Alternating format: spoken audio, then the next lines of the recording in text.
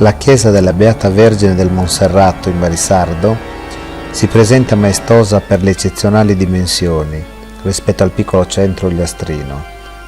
Emerge dal tessuto urbano con il suo splendido campanile settecentesco di 35 metri d'altezza, caratterizzando la piazza antistante e l'intero complesso parrocchiale. I volumi esterni sono precisi, netti e distinti nella loro configurazione spaziale e manifestano chiaramente la disposizione interna degli spazi.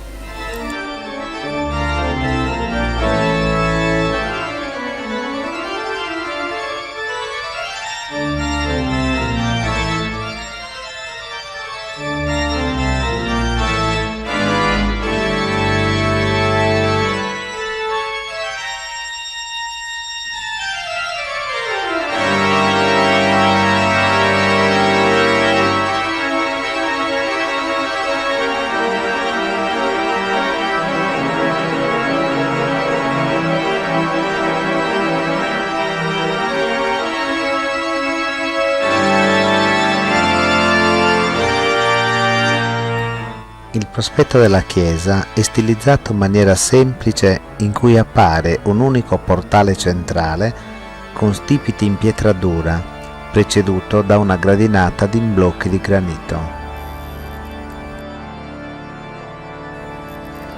Sopra l'ingresso appare appena accennata una falsa lunetta che probabilmente doveva alloggiare una statuetta.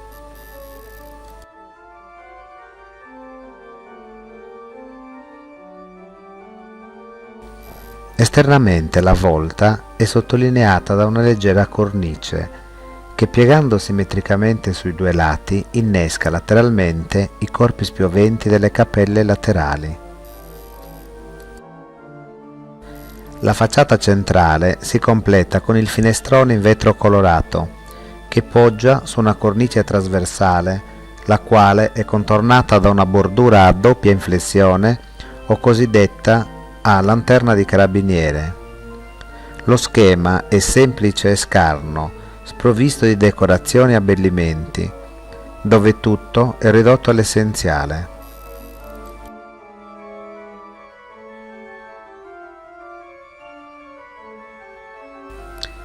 A fianco l'oratorio della Confraternita del Rosario.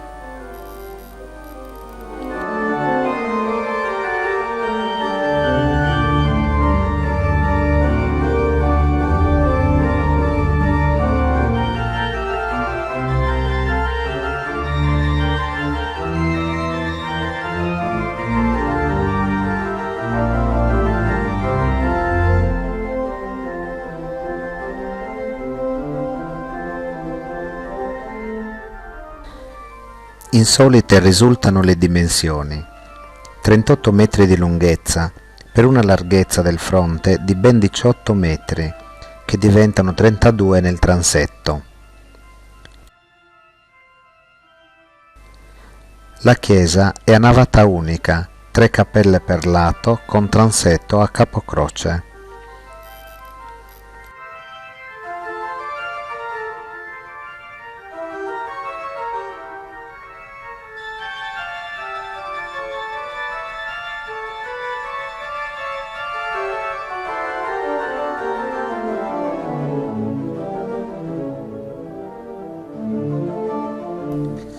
La navata è voltata a botte, mentre nel transetto, su un tamburo prismatico a base ottagonale, è poggiata la grandiosa cupola.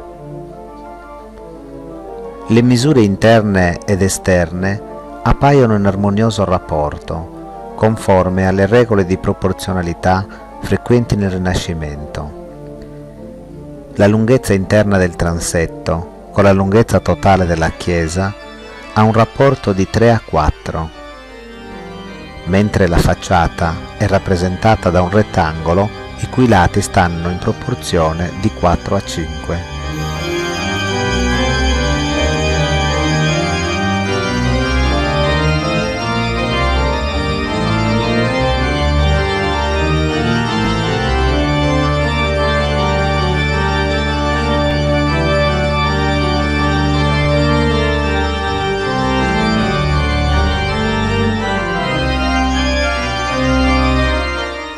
presbiterio, presente nelle basiliche paleocristiane, è situato in fondo alla navata centrale, leggermente rialzato e chiuso da transenne, termina nell'abside.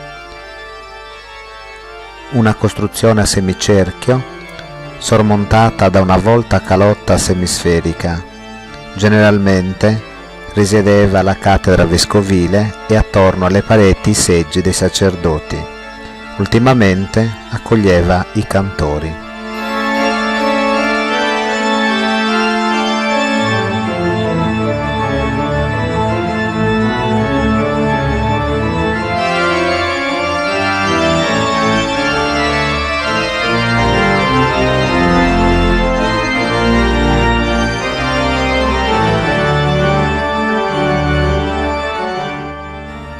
La pianta della chiesa è tipicamente a croce latina, una tipologia che in Sardegna compare solo agli inizi del XVII secolo.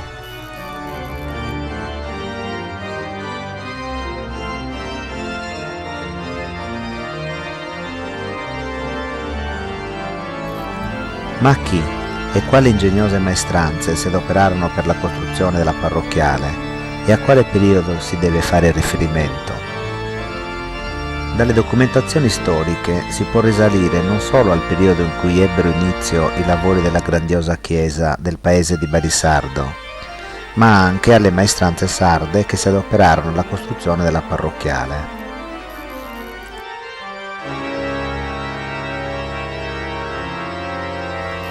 In questo modo si sfatta la leggenda dei marmi diretti a Bari nelle Puglie, e approdati in Barisardo per un naufragio della nave che li trasportava. Notizie queste raccontate dalla Marmora e ripetute dagli scrittori posteriori.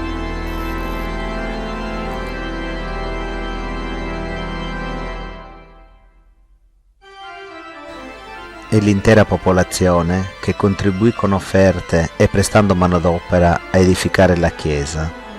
I lavori infatti ebbero inizio probabilmente nel 1601, quando l'arcivescovo di Cagliari Alfonso Sedegno, in occasione di una sua visita, ordina al parroco di far venire un muratore per la restaurazione delle arcate interne della vecchia chiesa, perché se van cayendo.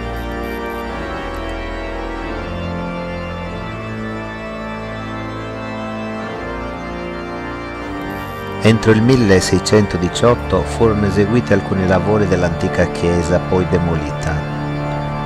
Nel 1644 si ha testimonianza di un consistente contributo ricevuto per i lavori della costruzione della parrocchiale e nel 1651 esisteva un altare maggiore in legno. Da ciò si può dedurre che le volte probabilmente erano già costruite. Alla fine del 1600 vi è una sorta di sfiducia generale nel portare a termine l'opera. Infatti tutte le oblazioni della popolazione furono destinate per la costruzione dell'attiguo oratorio della Confraternita del Rosario.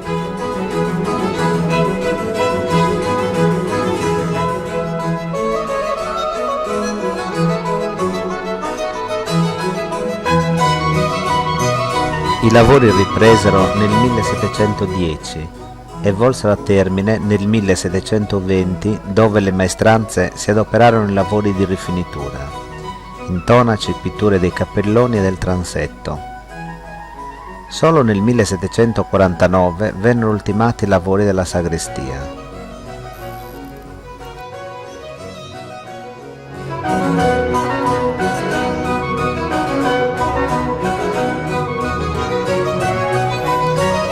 La chiesa, di enormi proporzioni, semplice spoglia, non deve essere piaciuta poi tanto al rettore Don Bernardino Pessa, che pensò di decorare l'interno della chiesa con pregiati e ricchi marmi. In seguito affidò il progetto del nuovo campanile a un architetto di chiara fama, il piemontese Giuseppe Viana.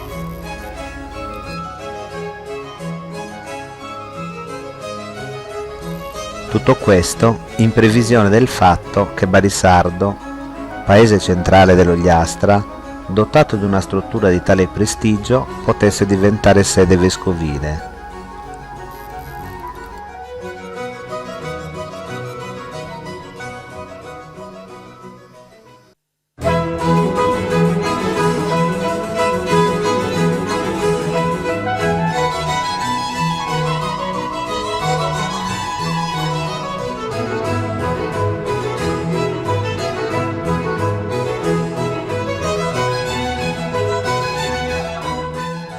Dai monumenti scritti si può ricostruire la storia del più bel monumento della chiesa, l'altare del Rosario, situato a destra del presbiterio. Fu tutto a carico della confraternita del Rosario. Solo uno sguardo attento scopre che quell'altare grandioso è stato costruito in 2 tempi e svariati documenti lo confermano. Anche l'origine dei marmi che compongono l'altare è diversa. La parte centrale è composta dalla pedana, dalla mensa, dai 2 gradini per poggiarvi i candelieri e dalla nicchia. Sia la mensa che il contorno della nicchia sono adornati da marmi speciali, di lavorazione raffinata, da intarsi elegantissimi raggianti di madreperla e splendidi marmi variegati e colorati di gran pregio. Il tutto è arricchito da sculture e bassorilievi di notevole valore artistico e di spettacolare effetto monumentale. La parte superiore è più semplice, un'aggiunta che fa contorno, completando la parte centrale e ornandola come un vero e proprio gioiello prezioso. Quest'altare doveva in precedenza appartenere a una chiesa prelazia, alloggiato in una probabile cappella gentilizia e in vendita per eventuali restauri o perché ormai in rovina. Con 500 lire venne comprato l'altare e la pedana, un quadro che doveva trovarsi nella nicchia prima della demolizione e 1800 pianelle di marmo bianco e nero che formavano il pavimento della cappella della chiesa dove era eretto prima. Per collocare l'altare si fecero venire 2 marmisti di Napoli, per cui è molto probabile che i marmi vennero comprati proprio in questa città. Però il fatto che a trasportarlo fu un certo Patron Nicasio France ci lascia in sospetto che prima si trovassero in qualche località francese. Si presuppone che il quadro che era sistemato prima nella nicchia dell'altare del Rosario dovesse essere quello che attualmente è appeso in sagrestia, della Madonna della Santa Famiglia, detta di Francesco I. Il quadro, di sicuro valore artistico, viene attribuito a qualche artista della scuola di Raffaello. La grandiosa inquadratura marmorea di quella parte centrale fu acquistata a Napoli nel 1777.